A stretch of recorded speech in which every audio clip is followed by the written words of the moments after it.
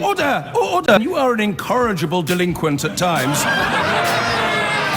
Behave yourself, man!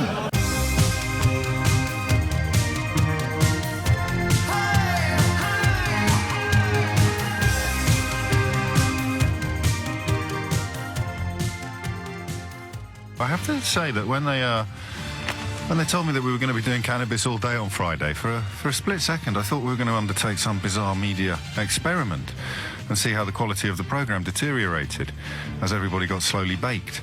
I was particularly looking forward to hearing the effect that it might have had on Sheila Fogarty. But it turns out that when they said we were doing cannabis all day, it meant that we were focusing upon the laws and the investigations that LBC have undertaken, and of course upon the medicinal uses that have been at the very forefront of the news agenda in recent days. So what I'm going to do at 12 o'clock is the opposite. I'm going to ask you to tell me what it's like to give it up.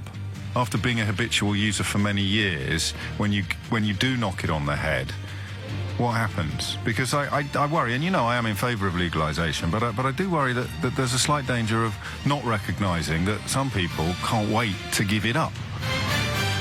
But we'll get on to that later in the programme. I think at 11 o'clock we're probably either going to have a look at Boris Johnson, if you can bear it, and the likelihood of him doing the decent thing, keeping his own promises, acting arguably for the very first time in his professional or personal life with a modicum of integrity, and resisting the government's plan to build that third runway at Heathrow. Or we'll look, staying on aerospace related issues, or we'll look at the top man at Airbus intervening in the Brexit debate. Do you know a lot of businesses have been lent on by government? A lot of businesses have been told that if they express publicly any misgivings about the absolute shower currently conducting our negotiations and the complete absence of anything that remotely resembles clarity. We're meeting a point now, or approaching a point now, aren't we, where Theresa May is going to have to come out in public and say, let me be absolutely clear, and then say, we have absolutely no idea what's going on. We just don't know. But any businesses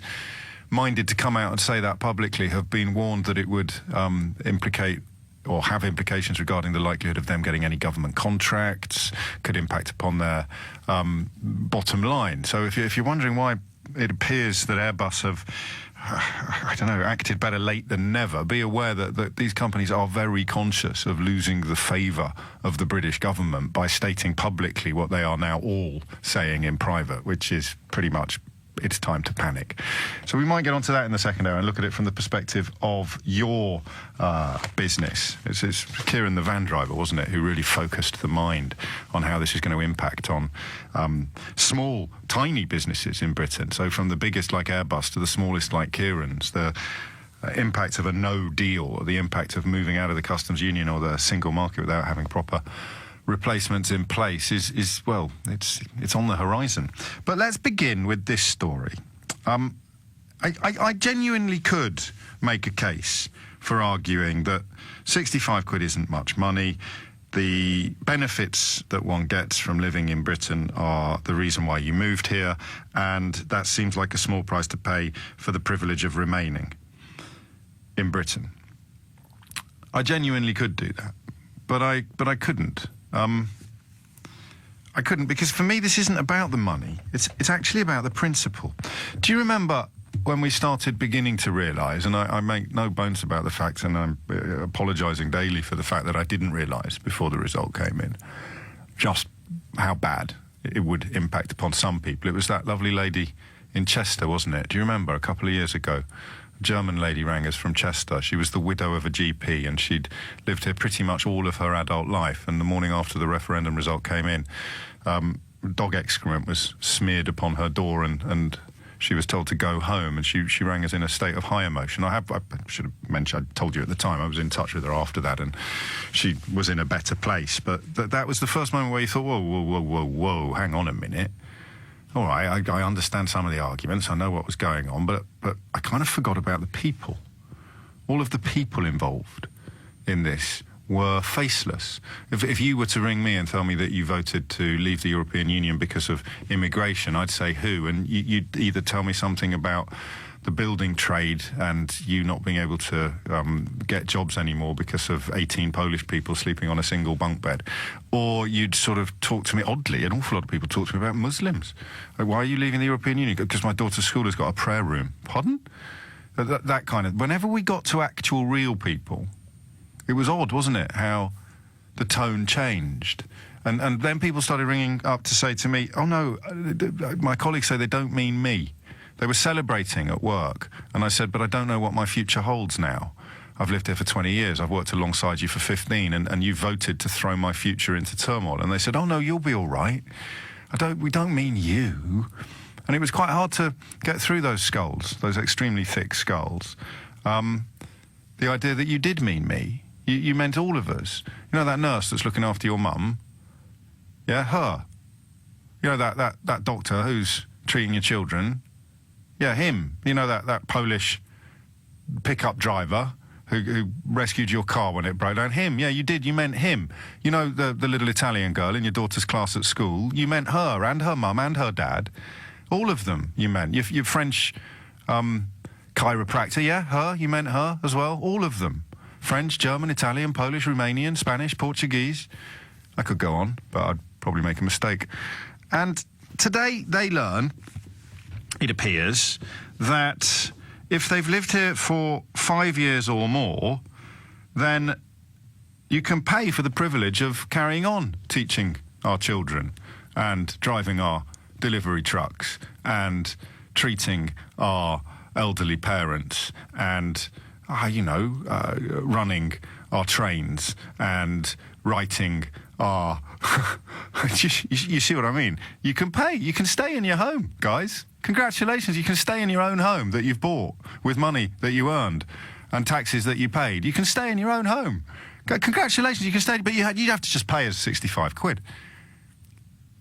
You can carry on wiping the backsides of geriatric patients in old people's homes, but you're going to have to pay us 65 quid for the privilege. Congratulations, dudes. You can stay. It's great. As long as you've been here 5 years. I don't know yet what the deal is if you've been here for 4 years and 364 days when the axe falls. I don't know what the deal is if you've been here for 20 years, but you spent last year back in Padua looking after your elderly grandmother. Or maybe you went travelling, spending money that you earned working perhaps as a nurse in a British hospital. But congratulations, you can stay in your home that you own if you pay us 65 quid. Oh, well, I didn't mean you. I didn't mean you. Yeah, you did. You didn't realise. You ignored people like me. But you did mean him, and you did mean her, and you did mean your children's classmates, and you did mean your nurse, and you did mean your teacher, and you did mean your doctor, and you did mean your driver. Every single one of them you meant. But congratulations, 3.8 million of you. You can stay as long as you pay. As long as you pay. As long as you pay. And that's why I'm not minded this morning to suggest that 65 quid isn't really a large sum of money. Because the idea that you have now been told this morning that you can stay in your own home, in the only home that your children have ever known, you can stay in the job that you do and pay taxes at the same level as everybody else in the business. You can do this, you can do that, you can stay, as long as you pay. And that, I think, is really gross, really grim, and very, very sad. It's also utterly, utterly unsurprising and so indicative of what we're becoming. And of course, what happens now is all of the people that have led us down this path will either shut their eyes and close their ears and pretend that it's not happening, or they'll pretend that they knew all along this was going to happen and they're perfectly comfortable with it too. That's the really surprising thing about my profession as well. So many people I thought were better than this. You can turn around and say, well, I'm still hoping Brexit will be okay, but the idea that my kids' teachers have to pay to continue teaching my kids, that's just disgusting. I didn't vote for this. Why can't people just be honest? It doesn't make you a bad person if you cast a vote because you believe some slightly nonsensical 19th century claptrap about English exceptionalism. It just makes you sort of a bit optimistic, a bit rose-tinted perhaps. But you didn't vote for your child's teacher to have to pay 65 quid for the privilege of continuing to teach your children, did you? Did you really? No, you didn't. So why not just admit it? Why pretend that there's some issue here other than an appalling betrayal of our neighbours and our friends, our lovers, our wives, our husbands, and our children? It's so bizarre. And then, needless to say, the toxicity is best distilled on the front page of the Daily Mail, a statement that pretty much works every single day of every single week of every single month of every single year in this country. And suddenly you're not people anymore. Suddenly you're not teachers or doctors or nurses or studio producers, actually, or I've got colleagues upstairs and downstairs who fall into this category. So I sit in my office this morning and I read the front page of the Daily Mail and I read that 3.8 million EU migrants are going to be, and these are the words they've used, allowed to stay here. And I look up and I almost can't meet their eye this morning, because that's not an EU migrant allowed to stay here. That's a colleague that I've sat opposite for 10 years. Go pick up the kids from school later today, and there will be, I mean, crikey, at my youngest's primary school, pretty much every country in the European Union is represented between year 1 and 6. But they're not fellow members of the PTA. They're not classmates. They're EU migrants allowed to stay here. Allowed to stay here. It's the only home those children have ever known, and their parents today are told you're allowed to stay here, as long as you pay. But I'm a bit of a sausage, as you know, and I'm a bit emotional about this, and I am increasingly concerned that the people who believe we shouldn't treat everybody with decency and equality are winning. You can see it, of course, in America at the moment. You can see what happens when you allow the idea to take hold that some people are somehow less human than others. You end up tearing children away from their parents and sticking them in concentration camps. That is happening. Maybe I'm overreacting. In fact, I almost certainly am not representing all 3.8 million neighbours, friends, teachers, nurses, doctors, lovers, partners. Some of you will be listening to this and thinking, I don't mind, James, I'll pay 65 quid, bing, bong, bang. Some of you will be listening to this thinking, I've lived in this country for 47 years. I've paid more money in taxes than that shaven-headed lunatic over there is ever going to earn in his life. And now I have to pay for the privilege of staying here? I want to speak to you all today. And I don't really mind what perspective you have. 0345 60 973. And you know, I mean, with grim inevitability, you know what the second line of the Daily Mail headline is? That's 600,000 more than estimated, and they can bring their families. Oh my giddy aunt. People are going to be allowed to live with their actual families. What have we become? But anyway, great news. You can stay in the only home you've ever known. You can carry on doing the job that you do and pay the taxes that you pay. You can continue to be a valued and important member of our society. You can continue to contribute to our communities. But we're going to charge you for the privilege. It's only 65 quid. What's not to like? I'm James O'Brien, and I'm just wondering whether possibly I'm overreacting. I'm just trying to imagine how I'd feel if it was me. If I'd moved to a country, and when I moved there, I knew I had to pay or had to register or something like that, that would be fine. But if I'd lived in it for 20 years and then you turned around and told me that now I have to pay to carry on being me, to carry on living my life, to carry on doing my job, inhabiting my home, I think I'd be pretty hacked off. But that doesn't mean you necessarily will be. Let's find out. Dominique is in Hampstead. Dominique, what would you like to say? Hi James. Hello, Dominique. Hi. I called before about this. A while ago, I remember, yes. Yeah, I got interrupted by Keir Starmer. I can only apologise. The poor man. It's hard to shut him up once he starts. I know. But basically, I just wanted to point out, it's not just applying for settled status. We're also going to get a special number, apparently, as Europeans to show to the NHS, to landlords, to any work we apply for. We're going to be different. Where did you get that information from? Well, in my 3 million group, you know, I keep abreast of these things. It's my understanding, anyway. And how does this... I don't know about that. I apologise. I'm only absorbing the story, and of course, unlike you, I'm unaffected by this, so I'm not going to be following it as closely as perhaps you are. This is it. I mean, I don't have any, you know, I haven't been told that by the Home Office or anything. I have been told that by the groups. Well, you're certainly going to have to prove things. You're going to prove that you've been here for 5 years. Do you know what happens if you've been here for 20 years, but you spent last year in France looking after an elderly relative? Do you mean... I think you need more time than that. Is it? I think you need to be away for 2 years before they do anything. But if you haven't been settled here for the last 5 years, I see. Yes. So it's a total, and that will give you full access to schools, hospitals, pensions, and benefits, which you already have. Well, yes, and I've been here since '91, so I'm one of those, basically. Well, you're still quite upbeat about it. Can you talk me... I have to be, otherwise I'd get too depressed. Well, I don't want you to get depressed, but I do want you to describe accurately how this makes you feel. It makes me feel very different. I used to blend in. I used to think I'd absorbed the culture. I married a British man. I was accepted by my friends and family. I was part of the, landscape. I was just there like everybody else. Yes, so did I. Yeah, exactly. And now I feel like I kind of pointed out, kind of like, you're European now, kind of thing. Yes, and it does. I mean, I see why you kind of giggle, because when you say it out loud, it sounds so absurd. But it is, as with a lot of things at the moment, it's absurd, but it's also happening. It is, and it is sad. And for example, I'm losing. It may not seem important, but I'll probably lose. It's not 100% sure. My right to vote for the mayor, my right to vote for local elections. I valued those rights. Yes, we need to clarify some of these details, because I was just focusing some of on. them are still, very nebulous. It's not focusing at all on the right. money. And have you had an email from the Home Office? Did you hear from? I have actually, but they're not very clear either. They just say kind of like, we'll only ask you 3 questions, which again, that's another thing, because they say you have to scan your passport on an app. Right. Which only works on Android, and I've got an iPhone, so I hope they sort that out. Well, it sounds like a detail, but it is quite a big deal, actually. Oh, it is. It is, and I don't know if you've read around, but a lot of people, a lot of Europeans with their passports, their name is spelled in strange ways with, umlauts and cedillas. Exactly, and mine is in my maiden name. Of course. And all my records with the Home Office, etc., are in my married name. So will the app be able to sort that one out?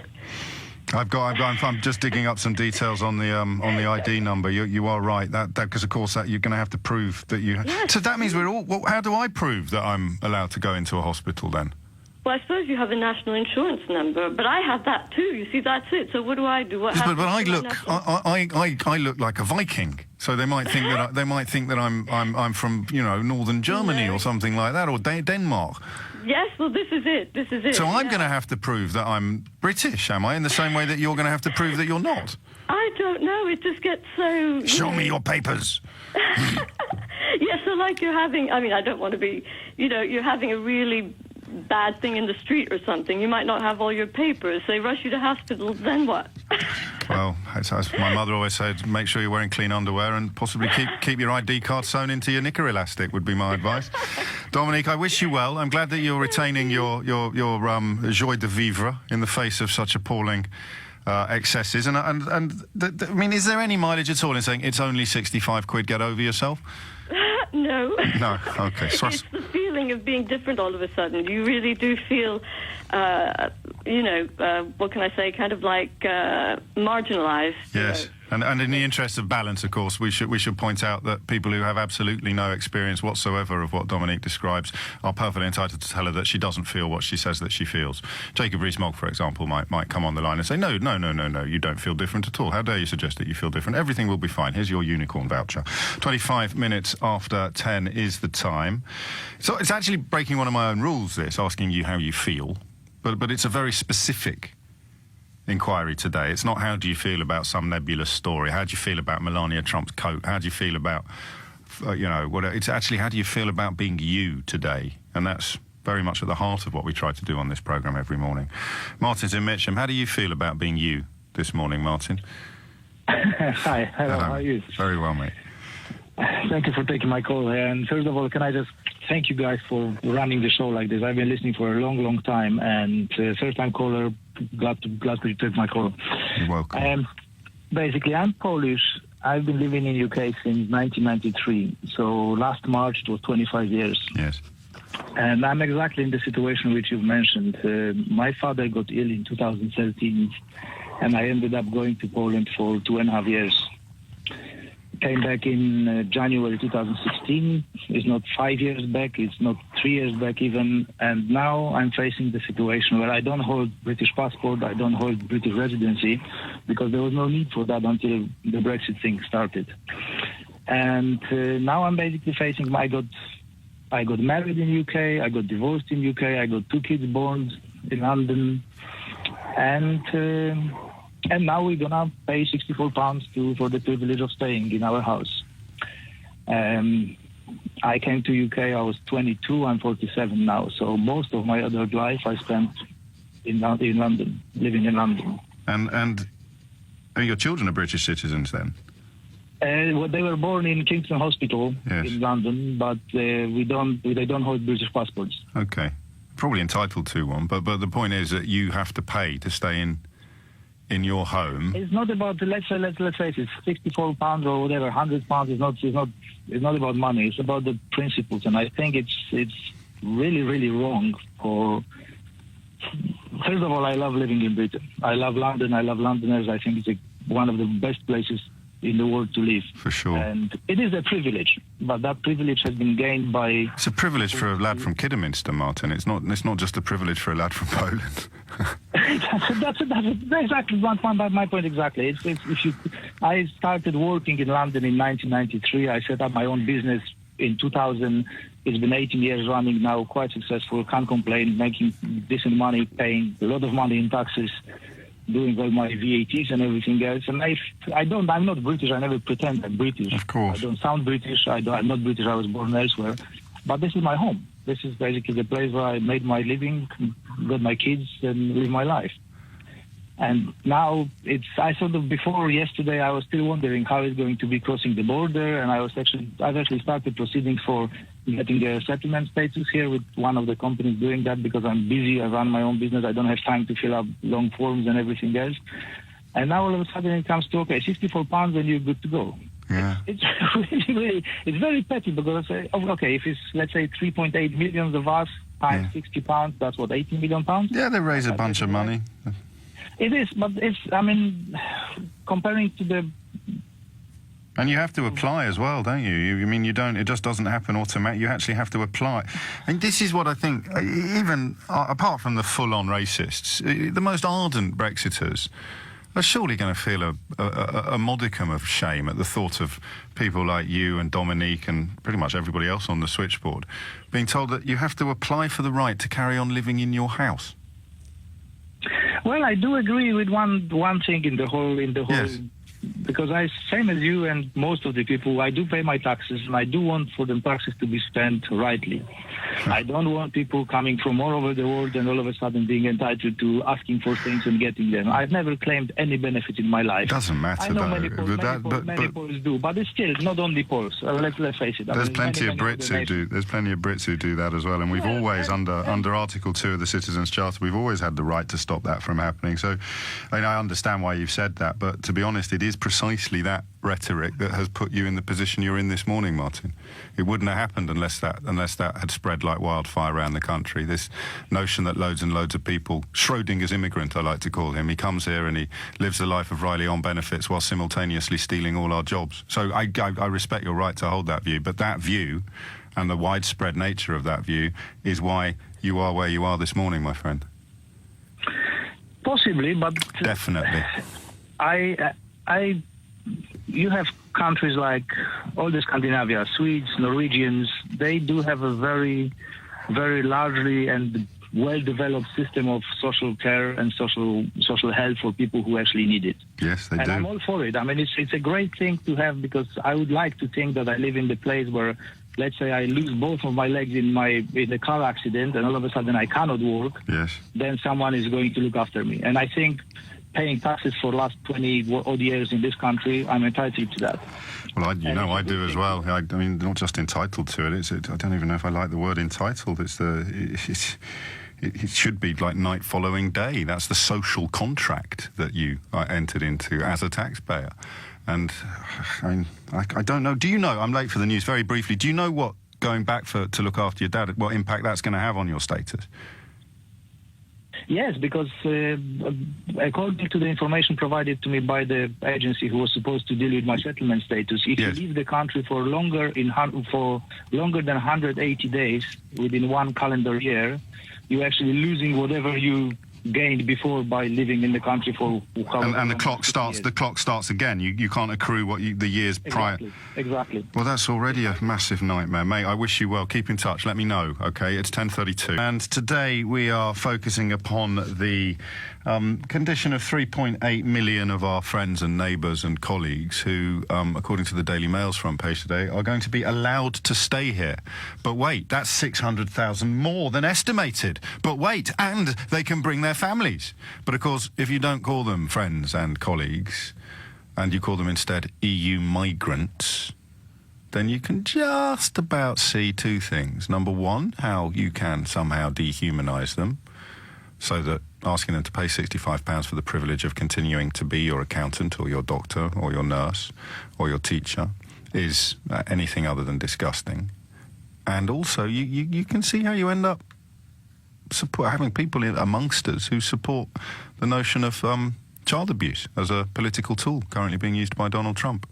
Psychological torture and some physical abuse, although one has to presume that people in this country saying that the concentration camps for children are a good idea wouldn't go so far as to say that they approve of physical abuse of children, but they're all in favour of psychological torture. So anybody you hear in Britain, whether it is someone who gets paid for it or someone who's just punting it, saying that they like those concentration camps, they're a good idea, taking children away from their parents, they are in favour of child abuse. Make no mistake. But anyway, we're not talking about that today. We're talking about how it feels to be told that you can pay £65 for the privilege of being you. 10:38 is the time. Jonas is in Rhyl, in Wales. Jonas, what would you like to say? Well, good morning, by the way. Hello, Jonas. What I want to say is it's not the money itself to pay 65 quid. It's an appalling phone line. We're going to try and sort the phone line out, Jonas, and I'll be right back to you, I promise you. Gurji is in Edenbridge in Kent. Gurji, what would you like to say? Hello? Hello.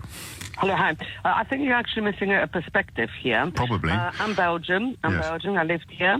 I've just done my papers. And what you forget is in 2015 November, the legislation, EU legislation has changed. So anybody foreign living in the UK has to, if they want to remain, have to have permission to remain. And indeed, actually, it's gone up as more than £65 now. And the reason for that is that if you, for example, live in France, Belgium, whatever, you have to register either with the town hall and you have to have an ID card. But everybody has to have an ID card. Yeah, but we don't have here. No, so exactly. You also have to register with the town hall. We don't do that here. No. For that reason, the legislation, I'm not saying it's right or wrong, has changed. And anybody foreign has to now register to have your permission to remain, whether you are not just European, but also Australian or whatever. And if you don't do it, and I've had this done to friends of mine, you come back from a holiday or whatever, and they will confiscate your passport. I haven't heard of that. I have to be honest with you. Yeah. In fact, now because there was. But I'm including my foreign friends in this. They haven't heard of it either. Well, I mean, but my Irish mates, the Ireland might get a special dispensation. But I talk a lot about this with French and Italian and German families, and none of them. Everybody is because actually now I belong to an international club. Yes. And because this happens. I'm not doubting you. I'm just pointing out that I know people who got back from Germany last week and they haven't done this. No, what they should do, if they live there, in fact, just go on to w.gov.uk and you can actually do it online. I had somebody else doing it for me because if you make a mistake, here goes your £65. If actually the price has gone up. But this is a new scheme, though. This doesn't actually exist yet. I know, but the old scheme will actually supersede. If you got. But this will supersede anything that's gone before. So you'll have to do this as well. Once you've got your permission, that's it. Well, and how does it make you feel? Pardon? How does it make you feel? Well, it's a nice country to live in, and administration. When I just actually got my naturalization, and how does it make me feel? It is what it is. I mean, in other countries, it's far more bureaucratic. It's far more. You cannot go anywhere without your passport, for example. Here you can. But that applies to everybody, not just to people from other countries. With the greatest of respect, perhaps we could get you to wear a badge. Would you be comfortable with that? No. I mean, who likes administration? Who likes paying £65? But it applies equally to everybody. That's the problem. And what I'm interested in is what I'm going to have to do when I go to hospital to prove prove that I'm me. Because if there is a suspicion that I might be one of these 3.8 million people who are only allowed to stay here, what if you're one of those people who hasn't yet been put in a category of being allowed? And I apologise, I'm confused about the other thing you told me, because, as I said to Dominique at the outset this morning, because we're not living it, we're not paying as much attention as we should. Back to real. Jonas is there. Jonas, what would you like to say? Yeah, it's just the whole rhetoric around it and the language around us EU citizens. I mean, I'm from Sweden. I've been here for 21 years. And I went to university over here for 5 years and then been working, married twice, and got an English wife and 3 lovely daughters. But it's the language around it and the attitudes you get on town. If I speak Swedish to my daughters, for example, in town, I've been told to kind of go home again. And when did that start, Jonas? About 3 days after a referendum. You promise me, because that's very convenient for my position. I mean, it didn't happen before the referendum. No, it didn't. And we've got to register, haven't we, that people heavily involved in the Leave EU campaign were complaining about people like you talking foreign on trains, despite having German-speaking children themselves. Oh yeah. I mean, that was very common, and I had a very ardent Brexiteer friends that on Facebook discussions and in person said, "Oh, but we don't mean you," as you hinted. Yes. I don't mean you, and you'll be safe, and you'll be fine. And they use words like "you'll be safe," and that's like, hang on a second, it's not a question of being safe. I'm safe now. And I mean, I obviously we're living in an age where an awful lot of we spent the whole of yesterday's show trying to examine positions that you and I would find impenetrable with regard to putting children in concentration camps, and you're not close to that particular fate, but it does feel as if there's steps in the same direction, doesn't it? Because I don't mean you'll be safe. What do they want? Who do they want to be unsafe? Yeah. That's the point, isn't it? I have no idea. I mean, we reached a point where my wife, who is a history graduate and specialised in global terrorism, she compiled an "Oh My God" folder. Yes. We still got it, which got all our passports, marriage certificates, birth certificates, and all those things, and it's in a prominent place in the house that if anything happened, we could grab it and run. That's the level of fear that my English wife reached.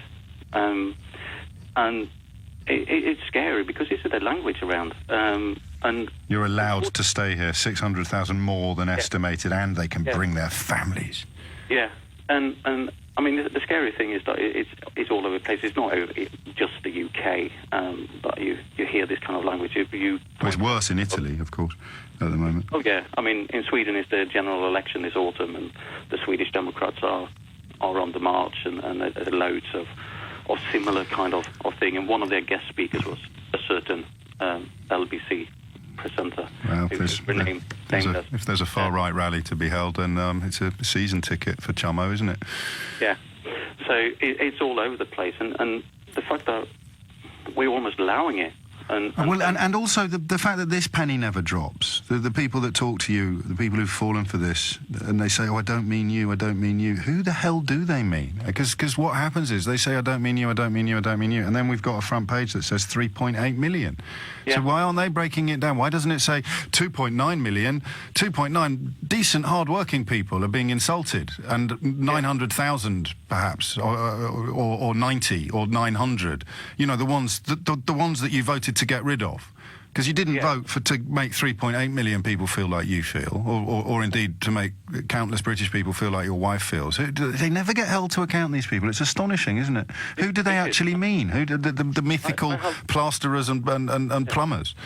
I've tried to ask, and we mean those who just come over and just don't contribute. And I said, well, actually, most people who come over from other countries to come over here to work, whether they are from the EU anyway, because you come over for the experience and for the life and to earn a living, and that's what you do.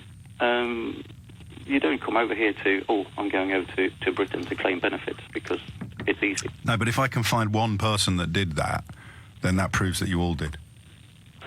Yeah, that's true. That's true. And there was a rumour that there were evening classes in Poland on how to claim benefits in England. Yeah. I don't know. I'd never had it substantiated, but... Doesn't matter, does it? It's out there now. Genie's out the bottle. And even if it were true, you'd have to look at the percentage of Polish people coming here that had attended such classes, and it would be less than 1%. But that doesn't matter because it proves they're all at it. Jonas, I wish you well. And I was minded to tell you that your wife was overreacting, and then I realised that I'd be both patronising and insulting you both. So I can't, can I? Much as I would like to. It would comfort me to think that you were overreacting, but it wouldn't comfort you. 10:46 is the time. Mayor of London, Sadiq Khan, joins me briefly after the break. And think of it like a warm-up act for next week's State of London debate. So after you've heard us banter for a bit, my God, you're going to be piling onto the lbc.co.uk website to get hold of some free tickets. Free? You must be joking. Free? Nothing's free these days. Not even people like Jonas being allowed to stay in the country. And we are examining what it is that we've become, actually. We do that almost every day.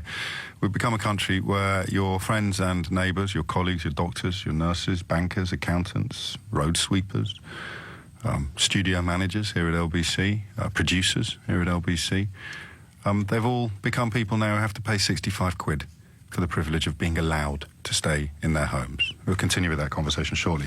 Before that, next week, as you may know, I'm hosting the State of London debate with Sadiq Khan at the Indigo O2, and it is your chance to ask the Mayor about the issues that matter to you. Nothing is off the table. I'll tell you how you can get hold of a free ticket after we bid good morning to the Mayor. And I'll begin, Sadiq Khan, by asking you, and don't give me a lawyer's answer to this one, give me a straight from the hip answer. What questions do you most dread coming up at something like this? Well, it's not knowing what can come up, which is what makes it stimulating for me. I love meeting people. And so for me, the great thing about it is, and I say this with respect to you, you don't hog the time because the public won't let you. No, seriously, because you know what happens, James? I mean, yes. Presenters and your egos are the size of, Greater London. And what's great is the crowd don't... Well, no, James, I mean, listen, I'm serious. The crowd don't allow either of us to waffle. And so that's really good for me. And, I love listening. And one of the things that both you and I do is have the humility to listen because people have taken the effort to come along to the O2. They've, and they want to not just hear from me, but speak to me. And one of the things we learned from my first year is a point made by, actually, look, transport is important. Policing is important. Housing is important.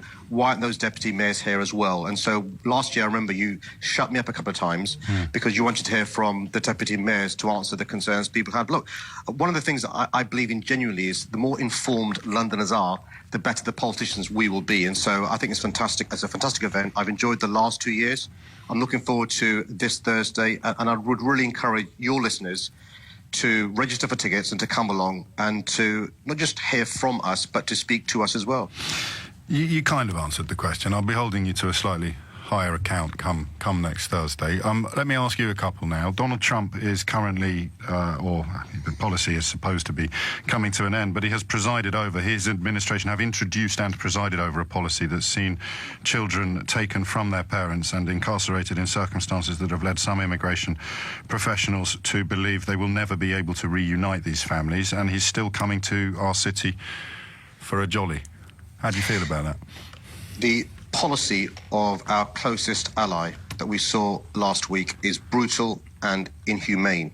And one of the things when you are a close ally and you have a special relationship is you are honest when you think they've acted in a way that's improper. I think our Prime Minister should not be embarrassed of being honest with our closest ally and saying, President Trump, your policy is brutal and inhumane. You must now make sure that you take steps to get these families reunited. These children will be traumatized for a long, long time. And this is my point I've been saying for the last 2 years now. Of course, we stand shoulder to shoulder with America at times of adversity. Of course, they're our closest ally. But listen, when they're wrong, say they're wrong. What are we scared of? Why are we always sycophants? If you were Prime Minister, would you call it off? Well, I'm pleased she's called off the state visit. You'll be... There's whispers this morning that there might be one back on The Independent are carrying a story saying that after Brexit, he's coming for the full bells and whistles tour. But no. That's not what I asked. I said, if you were Prime Minister, would you call this off, this visit? No, I wouldn't. I think it is important to speak face-to-face with your closest ally. There are many, many things we agree with, from security to other issues. So you can have a relationship. My point is it should be a working relationship. It's far too early to have a state visit with all the baubles that involve involves with the red carpet, with the carriages, with all that, the state banquets. But you've got to have a working relationship. And I'll give you one example why it's important. President Trump managed to get a meeting with the North Korean leader. I think that's good. That bodes well for world peace, actually. We'll wait and see the fruits of these conversations, but that's a good thing. There are concerns we've got to raise with him, though, issues around the embassy in Jerusalem, issues around the way they treat those of Islamic faith, issues around breaking up children from their parents, issues around protectionism. Is it conceivable in the 21st century that one of the world's biggest economies wants to charge massive tariffs for doing trade with a close ally? So that's why you've got to speak face-to-face rather than, through the medium of Twitter or other forms. How do you explain or account for the findings obtained by LBC today that show cannabis-related arrests in London have gone down by 37.8% in the last 6 years? I'm surprised by that finding. I'll tell you why, because I've seen over the last few months an increase in the numbers of stop and searches related to drugs, but also an increase in relation to arrests as well. So when I first heard about that, I was a bit surprised that the two main reasons, you'll be aware the police need to have a reasonable suspicion when it comes to stop and search. The two main reasons are drugs or weapons. The first reason is drugs. The second reason is weapons. And this is me speaking without looking at the research. All I can imagine is it must be relative to the increase in weapon searches. But I don't want to speak without being informed. But I was surprised when I heard that. Do you have a view on decriminalisation? I'm against the liberalisation of the drugs law when it comes to recreational use. I think there is an argument, and I welcome the review from the Home Sec about medicinal use. I think it's really important. When you heard some of the mums speaking and the families speaking about the benefits in relation to those children who have seizures by using these drugs, it was unarguable in my view that these children should have access to those drugs. I welcome the review from the Home Secretary. My concern is I've seen, both as a former lawyer, but also as somebody who lives in London and speaks to real people, some of the bad drugs that are labelled as cannabis are even worse, the skunk and all the rest of it. So I understand the arguments. I'm not persuaded so far that we should liberalise the laws in relation to recreational use. It's customary at this point, certainly in this week, that any journalist speaking to any politician now has to ask whether you've ever taken cannabis. I have in Amsterdam a long time ago when I was a lot younger. Do you know, that is the first time you've ever answered one of my questions and taken me by surprise. Oh, I'm glad to hear that. I can even surprise you now. No, listen. I was young once as well, not a prude. But Amsterdam is the location. But I did, and I did inhale as well. There you go.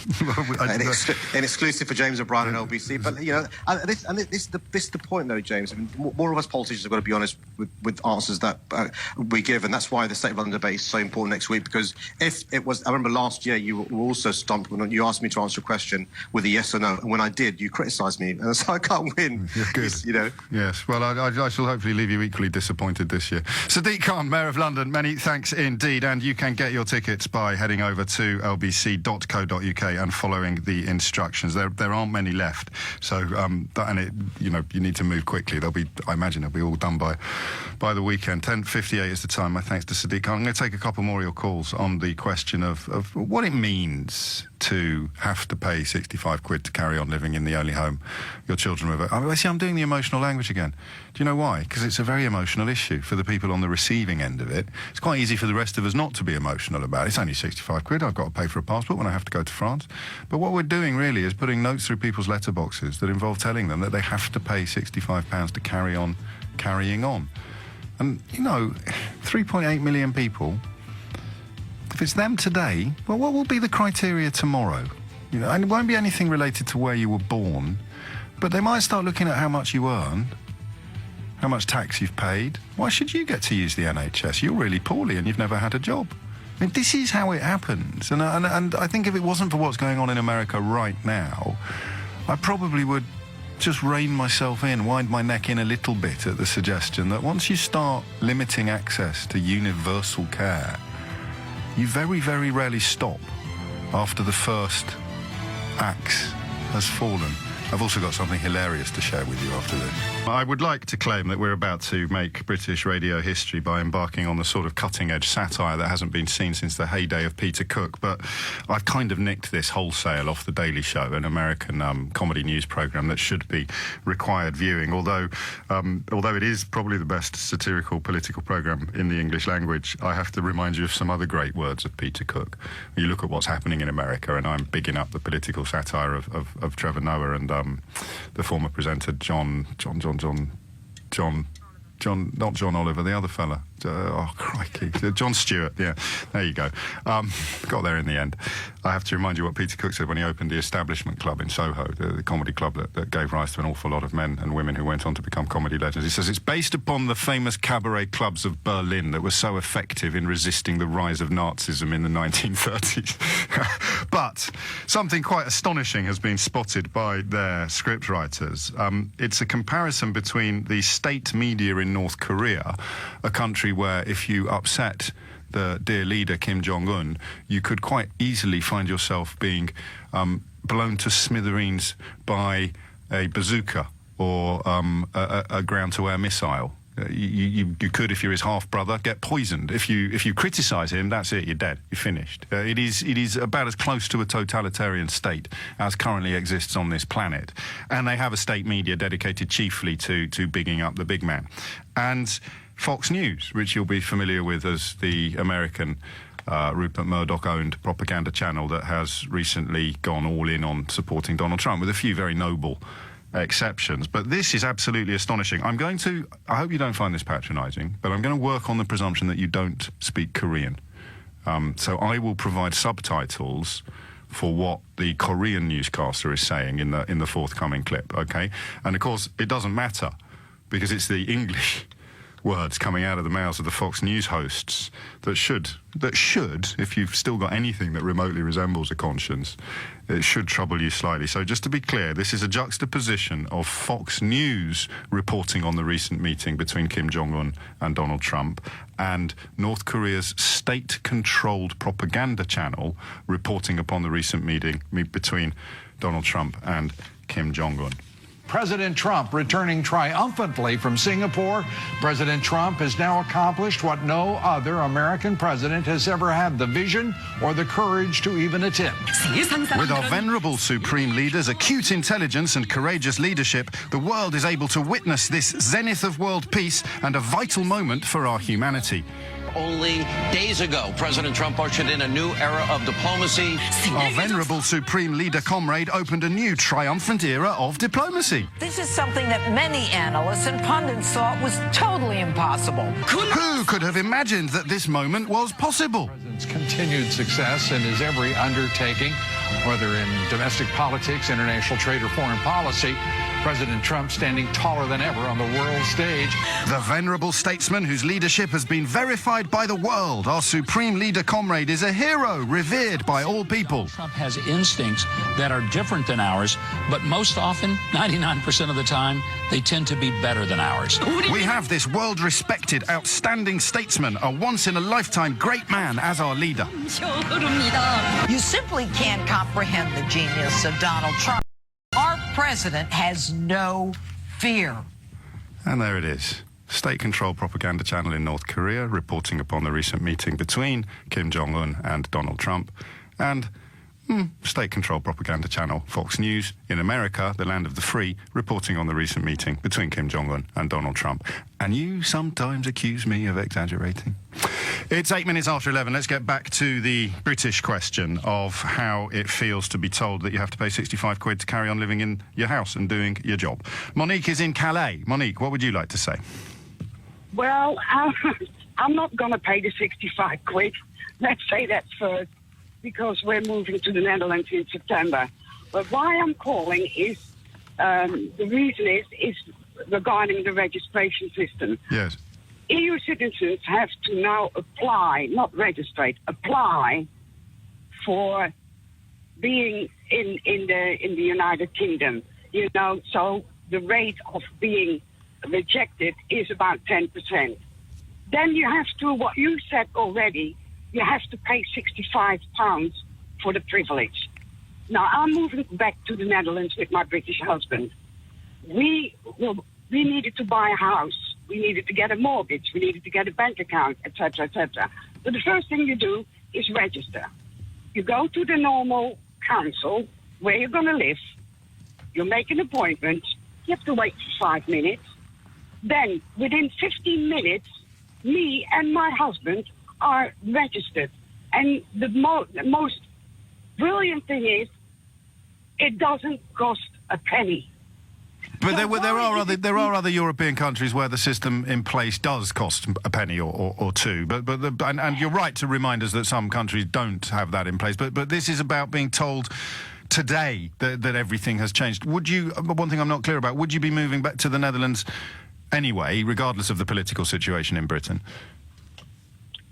We decided last year anyway, yes. And that had to do with the fact that my health and my physical and mental health was going down the drain. Oh, dear. And my husband said, this is not living anymore, we're out.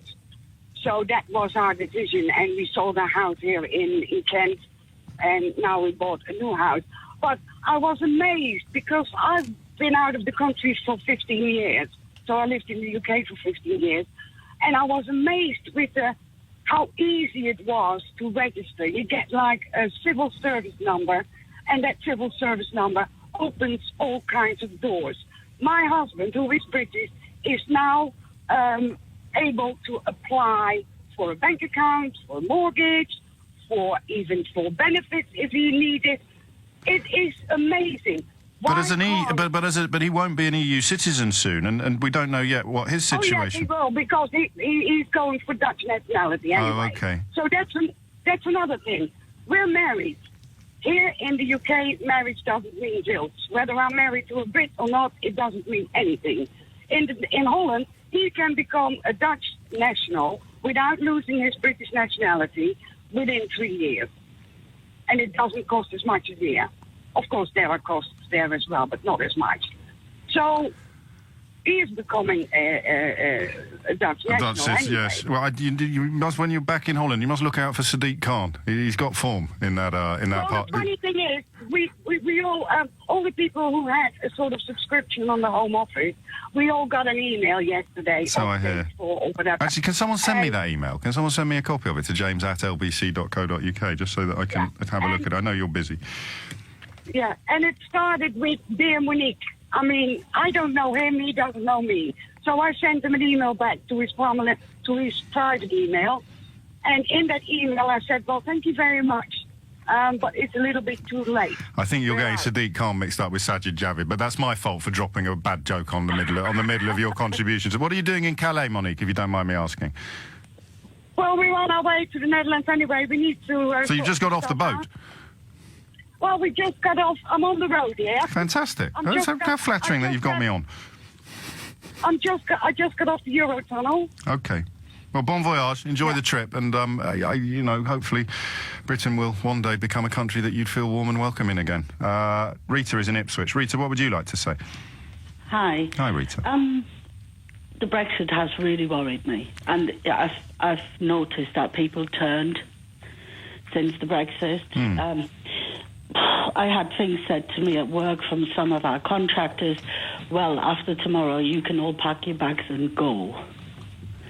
Who said that? Did you know them? It was a contractor from work where I used to work. Where are you from originally, if you don't mind me asking? I'm German. Okay. Oh. So you know how this story ends? I know how this story ends, yes. And, it's not nice, because we should learn from the past, and not only say the Germans should learn, the whole world should learn. From the past, and not put this hatred on everybody. It's just... It's frightening, and I'm going back to Germany. Are you? As a result of how you're feeling, or...?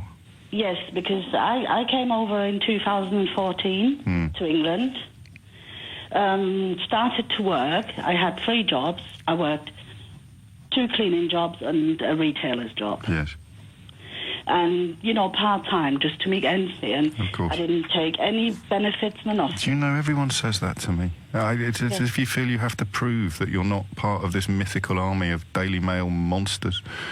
I don't care if you took benefits or not. You don't, even if you were entitled to them. If you got sick while you were working as a cleaner, I'd want you to tell you don't. It just breaks my heart that every single caller, whether it's somebody like you, Rita, with 2 cleaning jobs and a job in retail, and I think you ended up working for a housing association, coming over here, helping our homeless. Yes. Who do you think you are? And whether it's you or whether it's you know, right up to the other end of the socio-economic scale, an investment banker, I've never paid benefits. I've never taken benefits. The thing is, I'm an ex-army wife. Right. I saw my husband through the Gulf War. British Army? All the island stuff, you know, when Northern Ireland... British Army? The British Army, yes. Right. My ex-husband was in the British Army. Yeah. And I've born in... Well, my children, I've got 4 children, they're all British nationals. And... I came over in 2014 because after divorce, my 2 youngest were struggling here, so I wanted to see them through university and everything. Yeah. So I came over to here to live, to make life easier for them. Right. So, and then the Brexit came. It was just it was a shock. A real shock. Did you realise immediately? I mean, was it, because you know... It wasn't immediately when I came over. It was the lead up to it. Right. The week before, 2 weeks before. Yes. It was the rallying round, and one of my daughters, she used to work for Wetherspoons. She worked there from after college for a job to earn some money, you know, pocket money, and then she managed to be a manager. And Mr. Martin, oh my God, he put some ideas in my daughter's head. It was unbelievable. The way he was acting. Yes, but that no one knew that you would end up being told to pack your bags and go home by someone at work, did they? And no one publicly, well, maybe one person did, but nobody decent. No, there was quite a few people, and you could tell the atmosphere was getting bad towards foreigners. Yeah. No matter what nationality they were. Even, I mean, some of these foreigners, you got to think they come from Europe, yes. But the others come from the Commonwealth, and it seemed a right muddle who's from the Commonwealth and who's but this was the fig leaf, wasn't it? Pretending that if we stop people coming from the EU, we'll be able to have more people from the Commonwealth. And then you say, well, actually, if you really care about the economy, then the EU migrants in the last 20 years have been net contributors, and actually people who've come from the Commonwealth, because it's often people coming to get married and not necessarily work, the total numbers there are actually net takers. So you're not really bothered about benefits and contributing and stuff. You just don't like foreigners. And I had no idea it was so widespread. Did you? It was like, I didn't. It was such a shock for me when I came over. I mean, when I didn't come over, and I tried to explain to people, but in the end, I hated to have to explain myself. When I was in Germany, I left a full-time job. I was a manager, a retail manager. Yes. And my husband, he is a carpenter, and he had a full-time job as well. We left there, and then to come over here, and we both went cleaning in the morning in a pub and surgeries and stuff like that for the first sort of 8 months. You know, and then we gradually then applied for other jobs. But I was also told that I'm taking the jobs of a British person because I got the job and not the British person did. Well, hard. You paint a familiar picture, but it never gets any less bleak. When are you heading back to Germany then, Rita? My girls are now finishing their education, so I'm heading back early next year, going back to my old job. I'll miss you, Rita. I'll miss you. Thank you very much. You mind how you go. It's 11:18. £65 isn't a huge sum of money, but it's the message that comes with it that seems to have resonated with my callers today. I fully accept some people will just pay it off and move along. It's great, but it's that empathy thing again, isn't it? It's that idea of how would you feel if you were suddenly asked to pay £65 to carry on being a law-abiding taxpayer who's lived in this country for 20 years. And if you voted to leave the European Union, you kind of swore blind at the time that nobody's life would be affected in a negative way. You know, I had a very polite exchange of views with an actual German woman who'd voted, well, she hadn't voted, but she was in favour of Britain leaving the European Union. She was a Eurosceptic. And I said, but you realise that you might have to, your status could change. And she was quite rude to me, as if, you know, that was a really stupid suggestion. And I said, I hope I'm wrong, but it could. That's the point. And you look at the people who've driven this bus, and they are, at the very best, their chances. Some of them are barefaced liars. And you're putting your trust in them. So I don't vote according to the rubric or the institutions. Look at the people who are telling you that you'll be fine.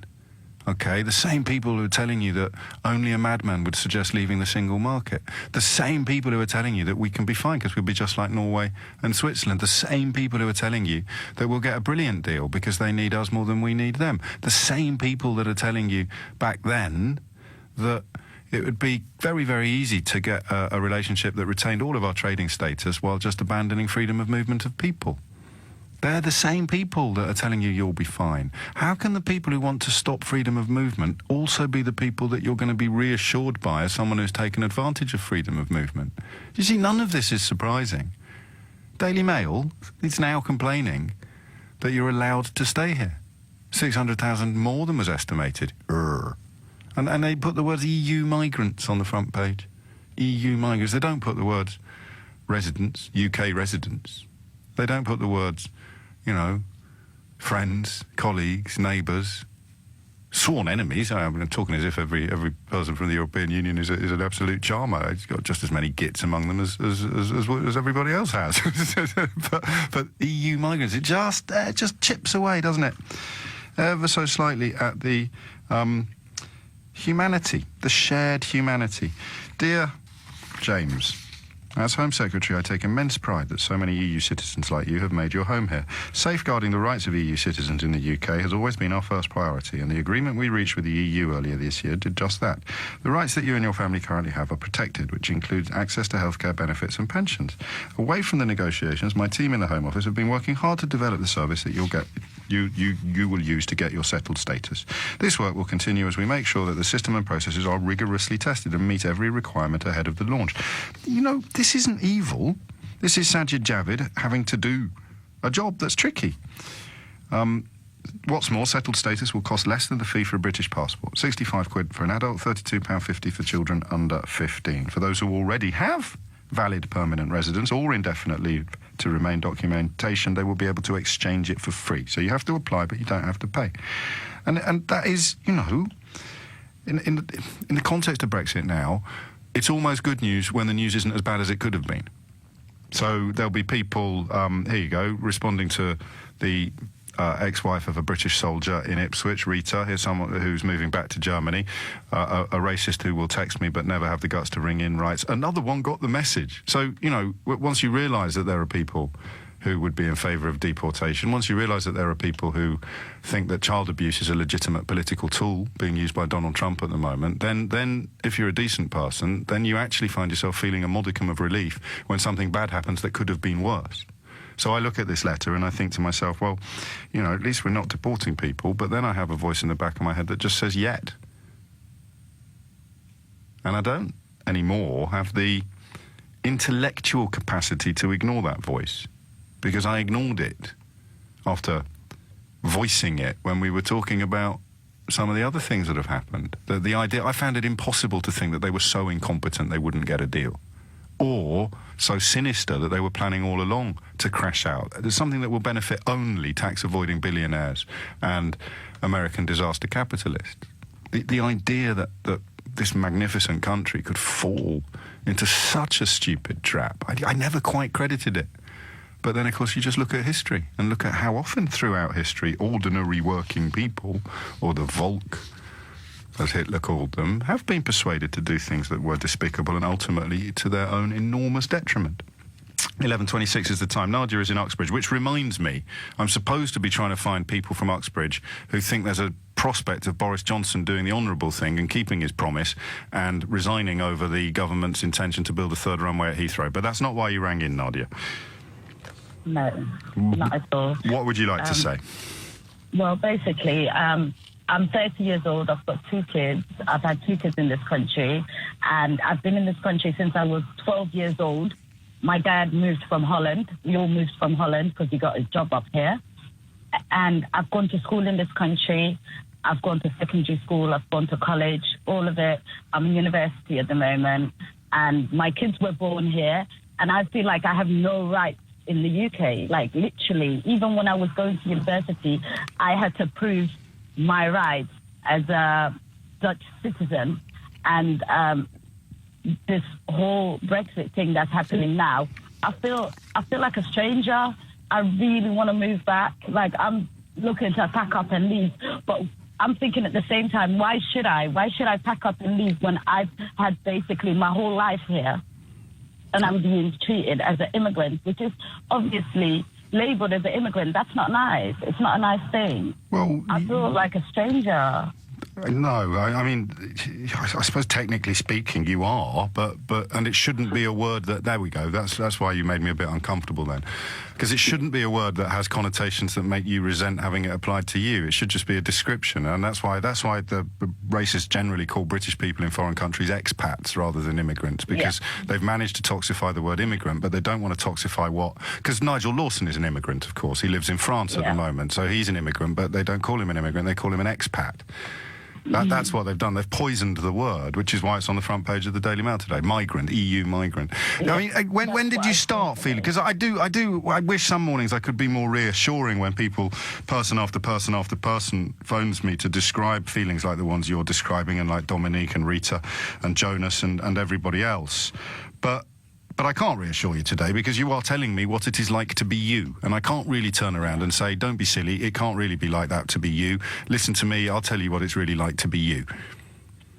So when did you start feeling this way? When did you start? I started feeling this way for about a year now. And it's just been getting worse. I'm actually thinking of moving back to Holland, but if I move back to Holland, I don't know the system there anymore. I don't know how stuff works over there because I've been here all my life. Do you know what I mean? Of course I do. Well, it'd be like me having to move to... Do you speak Dutch? Yes, I speak. Well, you've got an advantage. I mean, thank goodness for that, because it'd be like me having to relocate to Holland. But you've been here since you were 12. It's insane. Yeah. But there's not... but there's no material change to your life here. You'd have to pay 65 quid and then you'd be fine. So it's not actually... You'd still be you. You'd still be Nadia. You could still do the job that you do now, or can pursue the studies that you pursue now. It's only the feeling that has changed, Nadia, and it could change back. It has, definitely. Yeah, it has definitely. It has definitely. When I'm around my friends and they say, oh, yeah, you're an EU citizen. Oh, you're going to get booted out soon. Like, literally. But they're joking when they say that. Yeah, obviously they're joking. Oh, they're joking now. I feel, yeah. See, even I giggled. I was getting my hair cut by an Anglo-Italian lad, and there was an Italian working with him, and he said something like that, and I giggled, and then I thought, crikey, I wonder how he feels, the Italian lad, because lots of people, actually at the time, people were ringing me up to say, oh, don't be silly, James, everything's going to carry on as normal for us, and then someone else would ring in and say, I'm really worried about this, and then you speak to Jonas down in Rill, and his wife has put all the family documents in a box in case they have to get out of the country fast, and you sort of want to say to them, don't be silly, but equally all the people who said nothing will change at all have now been proved comprehensively wrong. And it's not just the registering, the applying and the paying, it's the feeling, it's the message, it's the rhetoric. It's like you said, I've been labelled an immigrant has been turned into a dirty word. So Nadia, I wish you well. I'll miss you, just like I'll miss Rita. 11:31 is the time.